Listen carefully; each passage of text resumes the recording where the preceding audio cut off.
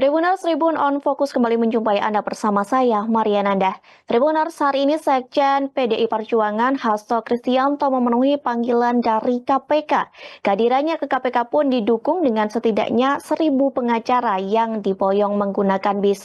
Dalam pemeriksaan tersebut, Hasto Kristianto tidak ditahan oleh KPK dengan alasan penyidik masih memerlukan keterangan dari beberapa saksi. Dengan begitu, Hasto terlihat tersenyum saat keluar dari gedung KPK, namun bungkam saat ditanya terkait pemeriksaan tersebut. Lantas bagaimana tanggapan dari kader PDI Perjuangan sendiri terkait pemeriksaan Hasto pada hari ini? Kita akan membahasnya bersama dengan Wakil Ketua Bidang Kaderisasi dan Ideologi DPC PDI Perjuangan Kabupaten Pemalang, Ada Sudarsono. Kita sapa terlebih dahulu di sana. Selamat malam, Mbak Sudarsono. Selamat malam Mbak Nanda, selamat malam pemirsa Tribuners di seluruh Indonesia. Kami ucapkan selamat menikmati malam Selasa hari ini. Oke, baik. Gimana Pak Sudarsono, sehat sejauh ini? Kalau boleh tahu juga Pak Sudarsono, kemarin dari Jakarta begitu ya, apakah hari ini juga masih di Jakarta atau sudah kembali ke Pemalang? Alhamdulillah saya sudah kembali ke daerah Mbak, saya sudah di Pemalang. Kemarin kan di Jakarta kan memenuhi undangan DPP, terus berkelanjutan itu, tapi sekarang sudah di daerah, sudah di Pemalang. Baik, Pak Sudarsono, sebagai pengantar untuk kita masuk ke topik pembicaraan hari ini begitu ya, menanggapi hadirnya Sekjen PDI Perjuangan Hasto Kristianto terhadap pemanggilan KPK siang tadi. Mungkin mulai dari Pak Hasto yang sempat berkelakar bahwa sampai menyemir rambutnya menjadi warna hitam, hingga tadi juga terlihat diantar oleh rombongan pakai bis berwarna merah putih ke KPK. Melihat kesiapan dari Hasto dan tim hukum dari PDI Perjuangan sendiri, bagaimana pendapat dari Pak Sudarsono? Ya, kalau tadi melihat terus berbagai informasi yang di sosmed, beliau datang juga sudah dengan rambut semir dan sebagainya. Saya no comment Mbak, yang jelas mungkin kan biar tampak ganteng. Karena mungkin kan banyak media yang menunggu-nunggu beliau untuk kehadiran di KPK pada hari ini. Itu Mbak. Terus untuk bus dan sebagainya ya memang kami tidak update ke hal itu. Tapi ya mungkin ada kawan, teman, lawyer dan sebagainya ya wajar lah datang daripada kendaraannya masing-masing mungkin satu kendaraan gitu Mbak. Baik, Pak Sudarsono melihat apakah ini sebagai persiapan yang matang dan langkah yang berani ataupun kepercayaan diri yang tinggi begitu dari Pak Hasto sendiri dan tim dari kuasa hukum PDI Perjuangan, Pak Sudarsono? Ya tentunya karena beliau kemarin panggilan pertama tidak bisa hadir karena masih ada kesibukan untuk acara persiapan hari ulang tahun ya. Dan sekarang mungkin hari ulang tahun sudah selesai, ya mungkin beliau juga sudah cukup siap untuk bagaimana memenuhi panggilan yang kedua ini dalam kapasitas sebagai tersangka. Ya tentunya semua persiapan dari hal yang kecil sampai yang terpahit mungkin sudah beliau siapkan semua. Jadi ya menurut saya itu hal-hal yang wajar ya Mbak ya. Itu Mbak. Baik, KPK hari ini mengatakan bahwa Hasto belum ditahan begitu ya, selesai diperiksa lantaran masih diperlukan pemeriksaan terhadap beberapa saksi diantaranya seperti kader PDIP Perjuangan, Saiful Bahri, dan anggota DPR dari fraksi PDIP Perjuangan juga ada Maria Lestari. Padahal hari ini Hasto juga sudah menyatakan diri bahwa sedianya dia siap ditahan jika memang hari ini ditahan oleh KPK. Bagaimana komentar dari Pak Sudarsono sendiri melihat keberanian dari seorang Hasto Kristianto yang mengatakan bahwa memang saya sebenarnya sudah siap ditahan, namun meski begitu memang KPK tidak menahannya pada hari ini? Saya untuk hal ini menurut pendapat pribadi saya, apakah hari ini ditahan atau tidak, kalau saya pada tataran penyampaian, beliau hari ini hadir sebagai warga negara yang taat hukum. Kan begitu. Adapun hari ini ditahan apa tidak, saya tidak ingin masuk pada ranah itu. yang jelas itu KPK kenapa hari ini tidak menahan dan sebagainya tentunya juga dengan pertimbangan-pertimbangan hukum. Toh bukan berarti masalah hari ini selesai. Yang saya dengar, yang saya ketahui bahwa nanti akan ada pemanggilan-pemanggilan berikutnya, termasuk tadi yang Mbak sampaikan, ada beberapa saksi yang memang untuk masih dimintai untuk kelengkapan atau ada beberapa saksi yang memang harus dipanggil lagi. Jadi menurut saya untuk konteks ditahan dan tidak, saya tidak berani berstatement itu. Tentunya masing-masing termasuk lembaga negara, KPK dalam hal ini ada pertimbangan-pertimbangan lain, termasuk saya juga sudah mendengar, kalau tadi pagi saya lihat di media, di TV, kita lihat kan ada agenda juga untuk pra-peradilan dan sebagainya. Justru di situ, itu yang kemarin yang saya sampaikan bahwa mari kita hormati supremasi hukum ini. Dipanggil KPK datang. Toh kalau memang ada celah-celah hukum, apakah itu merasa dirugikan atau apa ya? Ya terbukti ini kan ada celah hukum untuk proses peradilan. Tapi bukan berarti kayak kemarin kok tidak datang. Adapun dengan dasar alasan kemarin ya masyarakat kan bisa menerima itu. Lah. Kedepannya ya tentunya KPK dan Pak Hasto monggo sama-sama masing-masing berjalan pada real, pada tugas masing-masing, KPK dengan prosedurnya, Pak Hasto mungkin dengan pembelaannya atau kewajibannya, atau mungkin nanti juga akan melakukan pembelaan apakah hak-haknya dan sebagainya. Ya ini nanti beliau berdua, maksud saya antara Pak Hasto dan lembaga anti rasuah KPK itulah yang masing-masing akan berjalan sesuai ketentuan tugas fungsi masing-masing. Gitu, Mbak. Baik, berarti apakah Pak Sudarsono ini bisa mengakui ataupun mengatakan bahwa memang sikap dari Sekjen PDI Perjuangan Hasto Kristianto disebut kesatria dengan memenuhi pemanggilan KPK. Sementara sebelumnya dalam wawancara sebelumnya Pak Sudarsono sering begitu ya menyinggung bahwa dan meminta bahwa Pak Hasto ini untuk bersikap kesatria. Ini buka lembaran kemarin ini. Ya, saya mengatakan, saya menyampaikan ya memang harus kesatria, ya memang harus negarawan. Bahkan di sini kalau dalam hal ini konteks saya kapasitas, meskipun yang saya sampaikan adalah atas nama pribadi, tapi jabatan organisasi, keanggotaan organisasi saya juga melekat sebagai kader partai, ya saya ingin menyampaikan, saya berharap sebenarnya kalau beliau dengan disibukkan dengan kegiatan-kegiatan sekarang, bukan hanya kegiatan ya, artinya dengan masalah hukumnya, tentunya mungkin juga ada tugas-tugas partai yang besar, yang berat, malah saya kalau boleh berpendapat, akan lebih kesatria lagi, dan akan lebih merasa memiliki PDI Perjuangan, manakala ya tugas sebagai sekretaris jenderal ini ya mungkin untuk sementara waktu bisa resign dulu, DPP bisa menunjuk pelaksana tugas, karena beliau memang harus fokus pada apa yang menjadi masalah hukum sekarang. Ini pendapat saya, bukan berarti saya menyuruh atau apa, tidak. Kapasitas saya apa kalau saya beliau, tapi artinya partai ini jangan dijadikan, ini kan kalau saya cermati, menurut pendapat pribadi saya, ini kan antara masalah antara KPK dengan PDI Perjuangan. Saya sebagai kader partai merasa sebenarnya ini kan masalah antara Mas Hasto pribadi yang oleh KPK dianggap atau punya kesalahan-kesalahan hukum yang harus dipertanggungjawabkan. Jadi saya sampai hari ini masih berkeyakinan untuk kasus hukum Mas Hasto ini sebenarnya bukan dipolitisasi dan bukan dikriminalisasi. Narasi ini karena masih saja sampai sekarang begitu tersampaikan.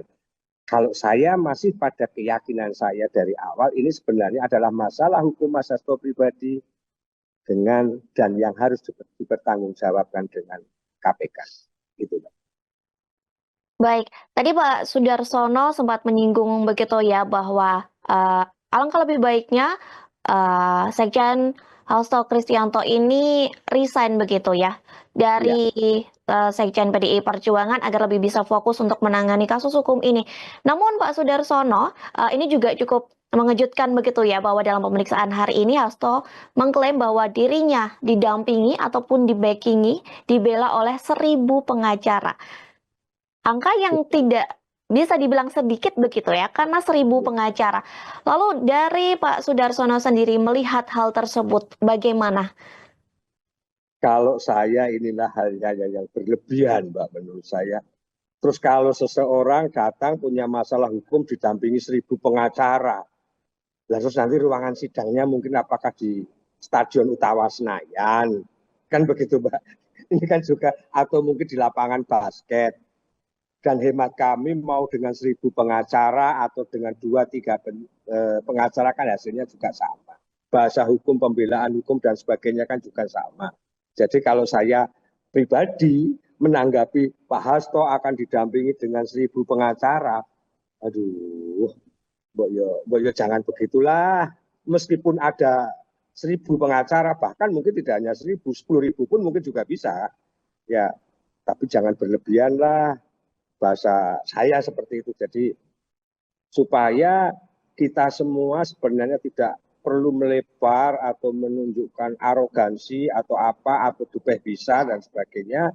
Ya, bagi saya, tapi itu nggak apa-apa. Itu kan memang menjadi hak daripada beliau. 1.000 pengacara beliau juga bisa bayar.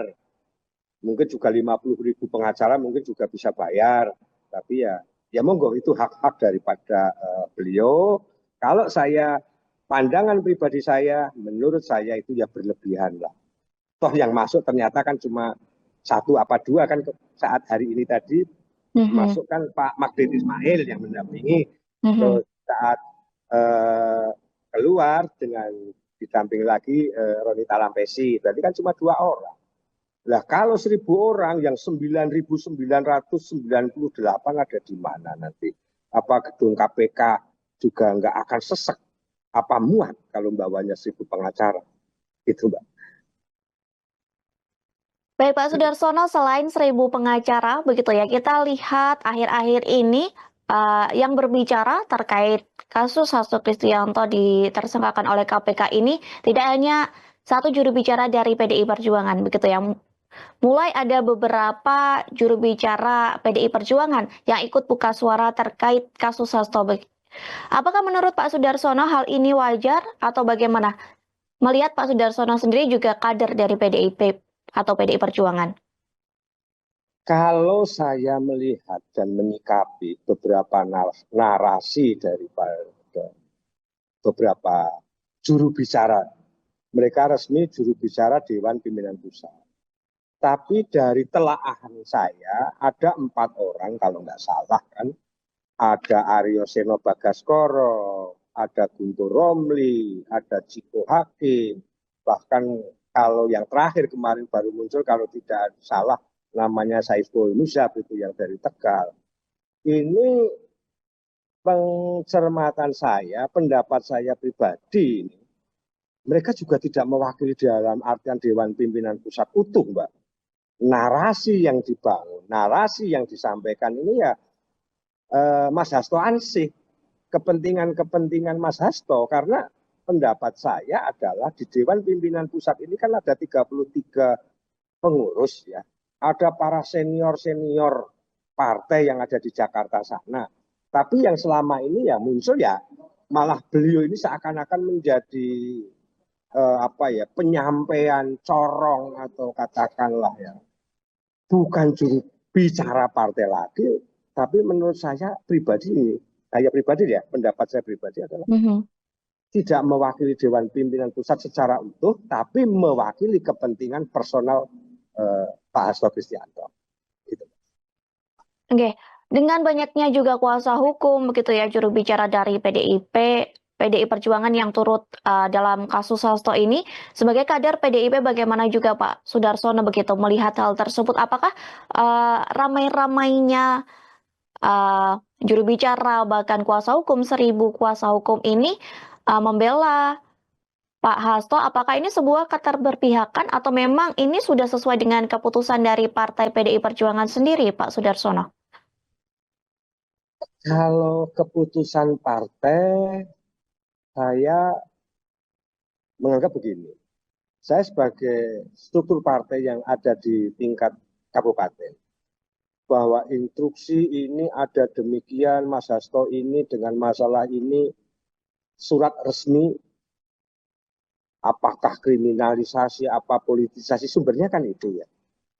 Menurut saya selama ini juga itu tidak ada. Lah, kalau datang dengan 1.000 pengacara, terus narasi-narasi yang dibangun oleh eh, para elit, dia juru bicara DPP, menurut saya dengan 1.000 pengacara dan sebagainya, malah yang selama ini terdengar di masyarakat bahwa kok ada drama-drama yang kayak sinetron ya.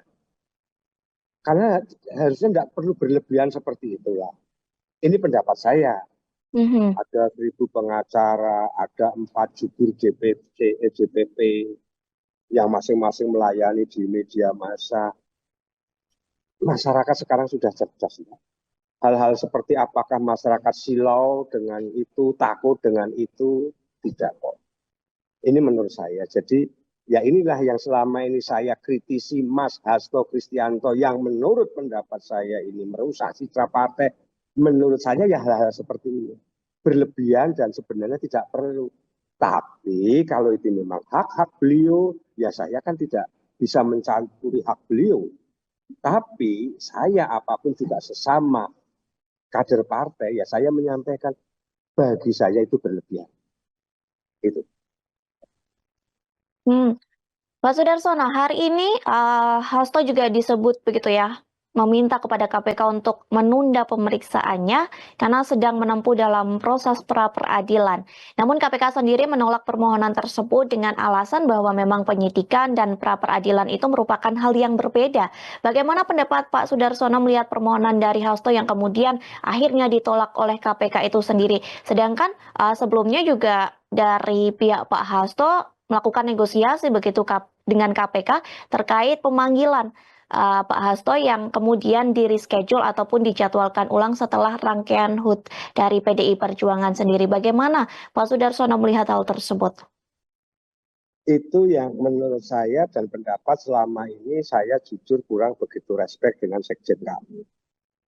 Bahwa ada hal-hal kemarin 1-2 hari terakhir ini juga beliau juga sudah mempelajari akan hak-haknya. Tapi saya menyampaikan bahwa kita masuk makhluk hidup masyarakat ini kan memang ada harus berimbang antara hak dan kewajiban. Jadi tidak menggunakan celah ini, celah itu, terus ini lagi proses hukum, terus mengajukan lagi bahwa ini lagi proses ini untuk tidak ditindaklanjuti terlebih dahulu. Ya kan tadi kan seperti itu. Artinya ya monggo masing-masing proses dan hormati KPK dengan metodenya, KPK dengan caranya, KPK dengan langkahnya, ya itu kan sudah termasuk hak-hak daripada KPK. Jadi ya menurut saya hal-hal yang sifatnya berlebihan, permintaan-permintaan yang berlebihan atau di luar konteks itu meskipun diizinkan dan tidak, itu kan memang masing-masing akan punya pendapat. Tapi bagi saya itulah yang selama ini saya berani narasikan sebagai kader partai ada hal-hal yang oleh sekjen saya yang menurut saya berlebihannya di situ. Gitu. Jadi ini bisa kami sampaikan dan ini memang pendapat pribadi saya. Dari awal memang saya kurang begitu respect. Apalagi menyangkut sudah masalah hukum seperti ini, masih ada drama-drama seperti ini, masyarakat menilai kok. Itu. Jadi yang ingin saya sampaikan adalah rakyat di Republik ini juga menginginkan dalam suasana yang baik, yang sejuk, yang aman. Kita tidak boleh hanya wah ini satu partai PD ini seakan-akan kan akhir-akhir ini kan menjadi apa ya? Orang melihat, orang mendengar seperti ini. Ini saya berani berpendapat Mbak ini. Jangan-jangan selama ini yang terjadi ini kadang-kadang malah buatan kita sendiri. Ini saya mencermati, kemarin saya beberapa hari di Jakarta. Dulu katanya muncul spanduk-spanduk yang mungkin merendahkan PDI Perjuangan, partai ilegal dan sebagainya. Tapi akhir-akhir juga sudah itu hilang dengan sendirinya.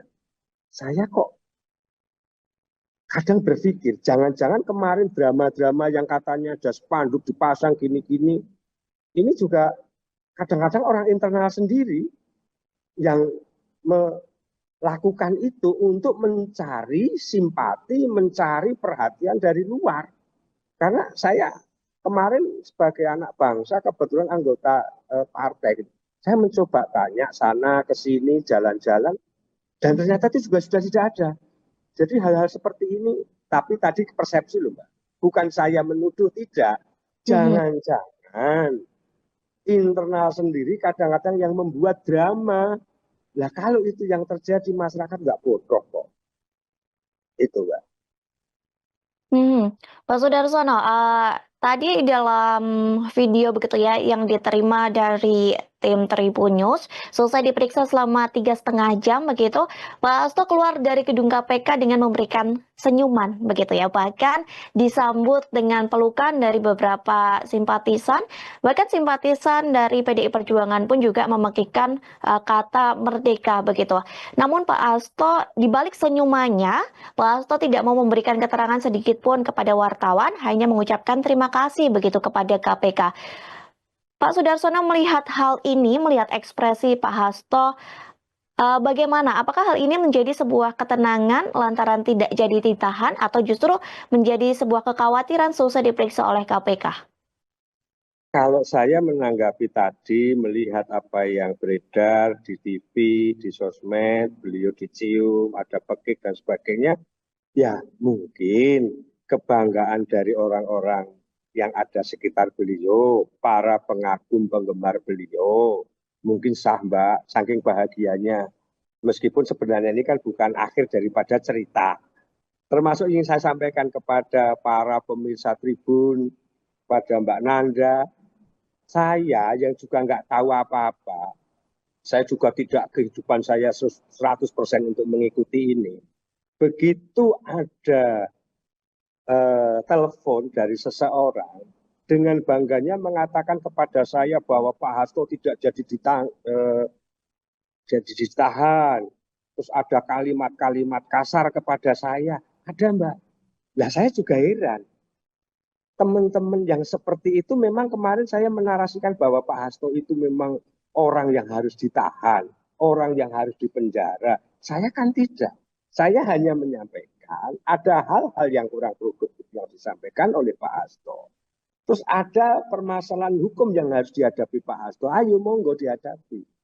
Tapi kalau Pak Hasto tadi ada hiruk pikuk kegembiraan dari para pendukungnya, termasuk saya yang dianggap oleh sebagian masyarakat atau teman-teman struktural saya ini orang yang mengkritisi beliau, bulian ke saya, hujatan ke saya, termasuk ucapan hewan yang berkaki 4 pun kepada saya, ya ada Mbak. Jadi ya inilah dinamika di Republik ini. Makanya hiruk pikuk seperti ini kan sebenarnya kan harus segera diakhiri. Kalau memang benar ya tidak bersalah ya mari kita rehabilitasi. Tapi kalau memang salah ya monggo untuk mempertanggungjawabkan. Jadi kita lurus-lurus saja lah. Tidak perlu bermain drama, tidak perlu bersandiwara. Atau kalau saya sampai sekarang tegas saya mengatakan, Pak Hasto ini kok berlindung dengan nama besar, berlindung di sebuah partai besar PDI Perjuangan. Sedangkan saya meyakini ini kan masalah pribadi Pak Hasto, bukan masalah PDI Perjuangan dengan KPK. Ini yang harus selalu saya katakan. Kalau saya Sudarsono berani mengatakan ini sebenarnya masalah pribadi. Jadi kader tidak perlu berlebihan. Itu Mbak.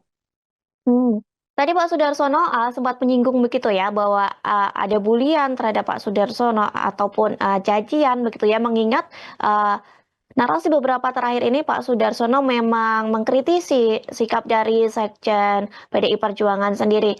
Untuk sampai saat ini, apakah Pak Sudarsono masih menerima ancaman ataupun teror dari orang-orang yang tidak dikenal? Mengingat sebelumnya setelah Pak Sudarsono memberikan kritikan tersebut, banyak begitu ya Pak Sudarsono mengatakan dan mengaku bahwa menerima ancaman. Hingga saat ini masih mendapat ancaman baik terhadap Pak Sudarsono maupun keluarga. Masih, Mhm. terutama mulai tadi siang dengan tidak ditahannya Pak Hasto. Ini Hmm. kalau ancaman fisik tidak Mbak, tapi bulian ya, bulian, hinaan, cacian itu saya terima dan itu tidak apa-apa. Karena saya tidak merasa seperti itu gitu loh. Jadi dan saya tidak perlu menjawab, tapi bukti-bukti ada. Semua juga saya dokumentasikan.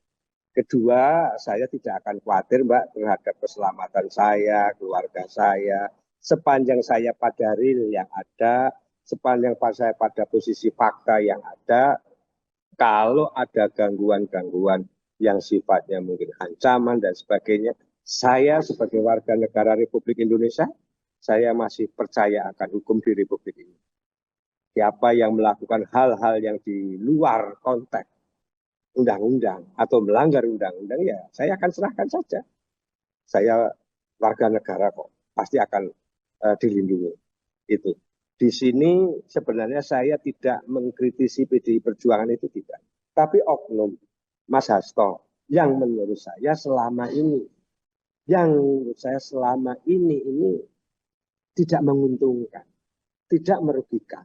Tetapi saya perlu sampaikan juga, banyak yang mensupport saya dalam artian support moral. Tapi mereka berteriak kok nggak berani, lah ini ada apa? Nah, ternyata mereka kan juga karena dengan posisi, kedudukan, dan jabatannya. Makanya saya selalu meyakini diri saya bahwa saya untuk selalu dan selalu harus menyampaikan ini dengan risiko apapun. Apakah ya sebenarnya ini tidak perlu kita sampaikan sanksi atau apa, ya saya sudah siap. Tapi sebenarnya bukan sanksi. Wong saya ini memberikan masukan positif kok. Kalau saya ada sanksi, malah saya meminta kepada Dewan Pimpinan Pusat, Pak Hasto dengan ada masalah hukum seperti ini, ya kan, di DPP itu juga ada Dewan Kehormatan, ada Komisi Etik, Disiplin Partai dan sebagainya. Ini kan hal-hal seperti ini ya, ini kan sebenarnya di sana juga perlu. Pak Hasto sudah apa belum? Apakah posisi sekjen ini terus dianggap sebuah seseorang yang seperti malaikat, tidak punya kesalahan, tidak punya kealpaan, untuk segala tindak tanduknya itu pasti sempurna, sehingga tidak ada kesalahan. Nah, menurut saya ada masalah hukum ini kan DPP, tapi ini ranah DPP loh ya. Kalau saya sih hanya di tingkat kabupaten.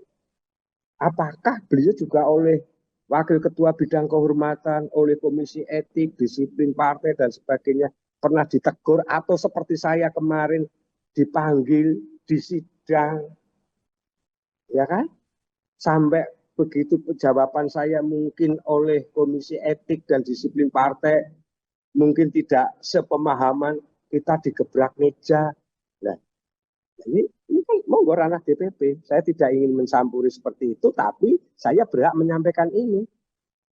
Kalau kami di cabang aja ada kesalahan juga, teman-teman DPC bisa mengklarifikasi saya. Nah ini kalau di unsur Dewan Pimpinan Pusat kan juga perlu itu.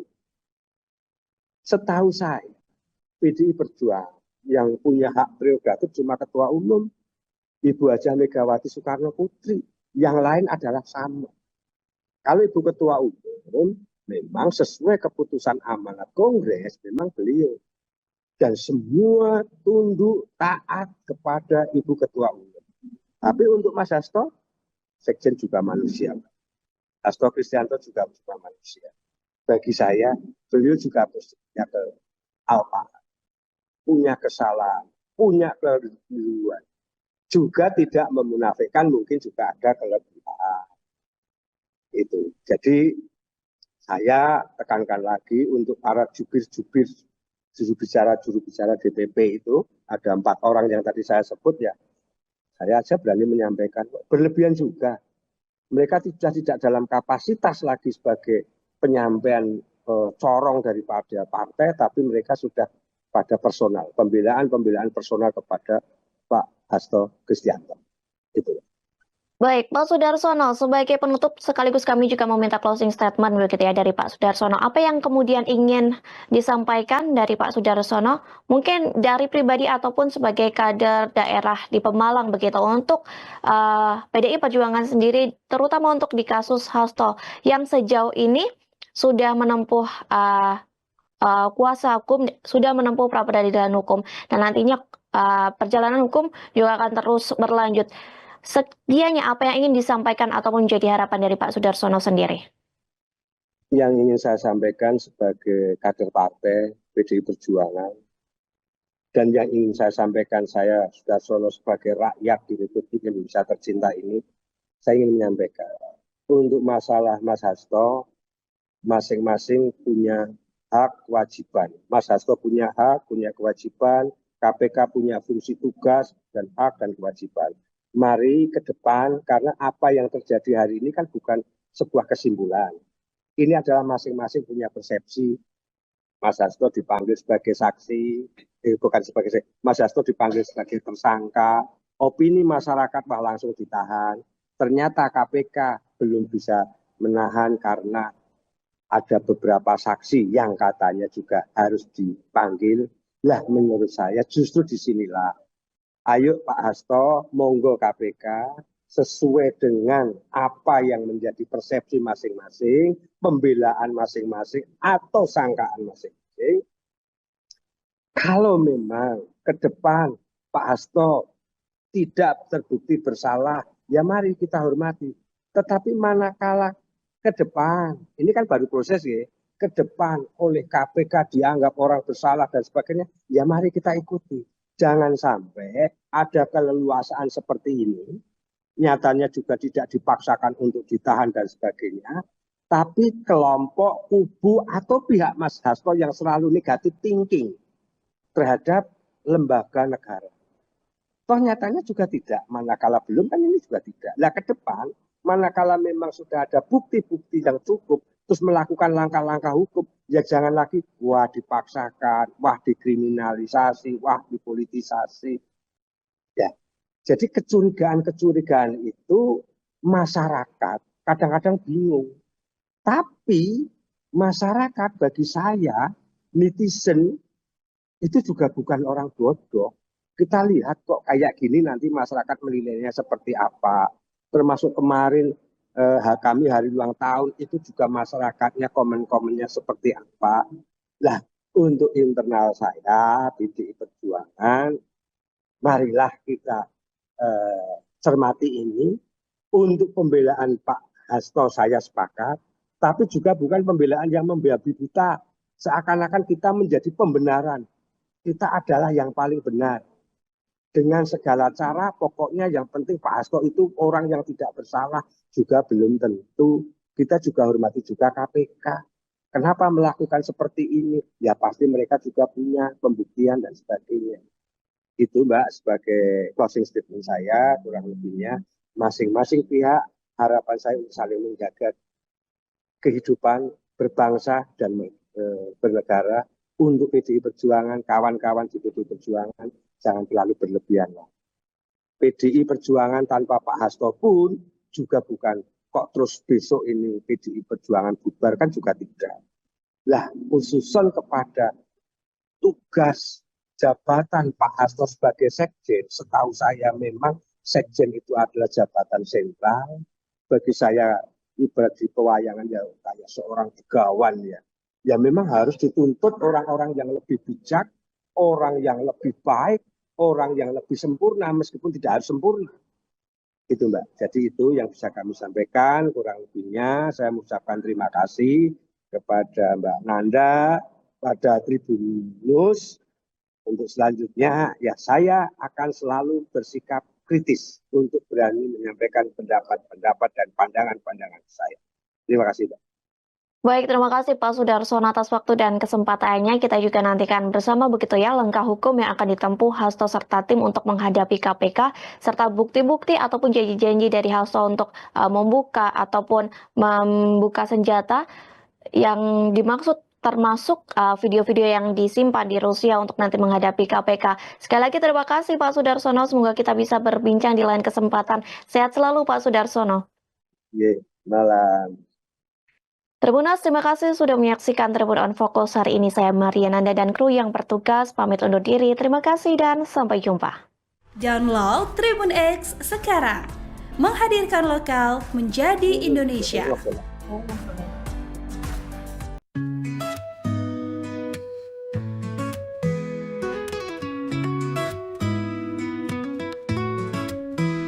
Di tengah malam sunyi ku terjaga, mengenang semua tentang kita. Tatapanmu yang penuh cinta membuatku hanyut dalam rasa. Cinta di hati ini takkan pernah mati. Walau badai menghadang, ku kan tetap berdiri. Kau adalah cahaya dalam gelapnya dunia. Cinta di hati ini selamanya untukmu. Setiap detik bersamamu terasa indah. Kau adalah bintang penentu arah. Tiada kata yang mampu menggambarkan semua rasa cinta ini yang tulus dan sempurna. Cinta di hati ini takkan pernah mati. Walau badai menghadang, ku kan tetap berdiri. Kau adalah cahaya dalam gelapnya dunia. Cinta di hati ini selamanya untukmu.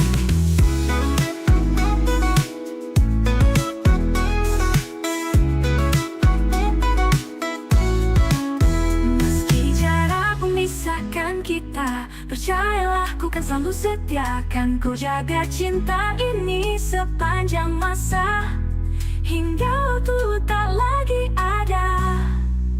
Cinta di hati ini takkan pernah mati. Walau badai menghadang,